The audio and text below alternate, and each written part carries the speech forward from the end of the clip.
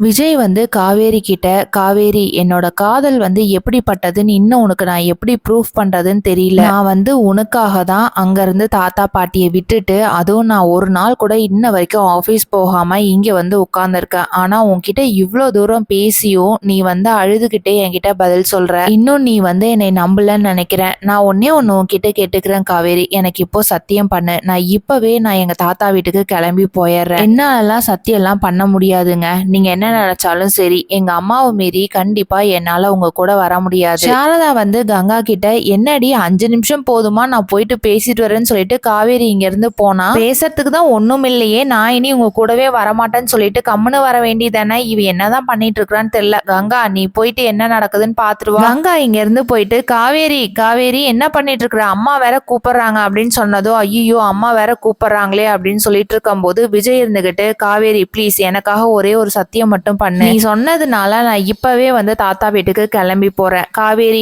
உன்னால முடிஞ்சா நீ வந்து உங்க அம்மா கிட்ட பேசி எவ்வளவு சீக்கிரத்துல நீ என் வீட்டுக்கு வருவியோ அவ்வளவு சீக்கிரத்துல வருவேன்னு சொல்லிட்டு சத்தியம் பண்ணி கொடுத்துட்டுனா நான் உடனே கிளம்பிடுவேன் ப்ளீஸ்." காவேரி இருந்துகிட்டு, "அந்த வெண்ணிலாவை நீங்க எப்ப கொண்டுட்டு போய் ஹாஸ்பிட்டல்ல விடுறீங்களோ அன்னைக்கு நான் சத்தியம் பண்றேன். அன்னைக்கு நான் எங்க அம்மா கிட்ட பேசி கண்டிப்பா உங்களோட நான் அந்த வீட்டுக்கு வருவேன். இது சத்தியம்." விஜய் வந்து காவேரி பேச்சை கேட்டு வெண்ணிலாவை ஹாஸ்பிட்டல்ல விட்டா நல்லா இருக்கும்னு நினைக்கிறவங்க வீடியோக்கு லைக் போட்டுக்கோங்க. தேங்க்யூ.